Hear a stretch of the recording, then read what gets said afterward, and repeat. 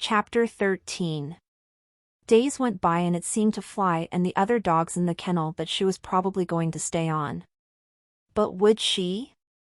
She would have been removed by now, they thought. A kennel worker came in and let the dogs go outside. Fly thought to herself that this day was going to be pretty much like the ones before since her accident. It was a sunny and cool morning. She sniffed and sniffed the air. The worker came back and let the dogs inside to eat. After Fly finished, she watched the healthy dogs, who were scheduled to race, get ready to go off in the truck with Ted. Well, Fly had no way of knowing that this morning would be different. Ted came in and took her with the other greyhounds. Would she get a chance to race today? Ted drove down a bumpy road to the track. He parked in the lot and got out of his truck, slamming the door behind him.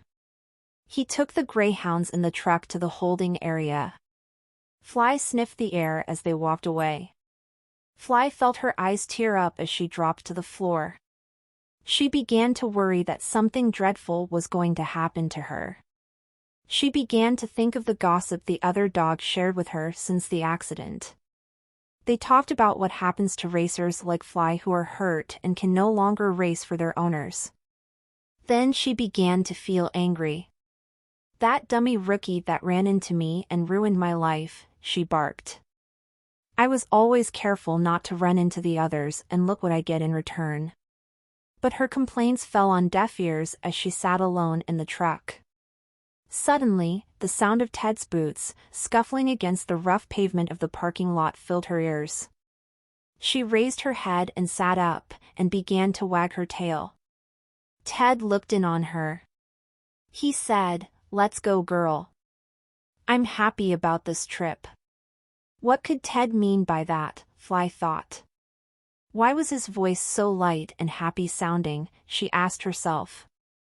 Ted started the truck and drove off out of the parking lot onto the busy street.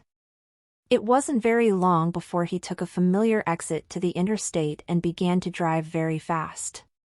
Fly thought, well, I guess I'm just returning home. Nothing to worry about. I feel foolish for getting so excited. She sighed.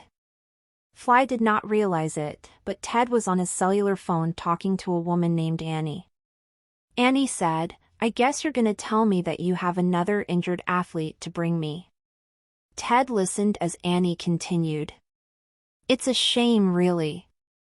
There must be some way of operating the tracks that could be beneficial, not only to the dogs, but to the people who work at the track.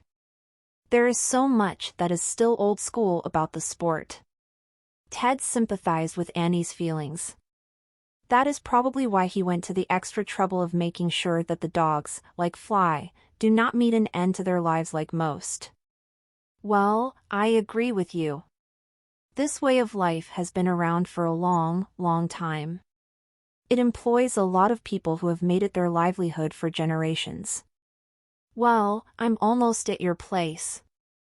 Talk to you in a minute or so. Ted hung up and turned his truck down the residential neighborhood where Annie lives.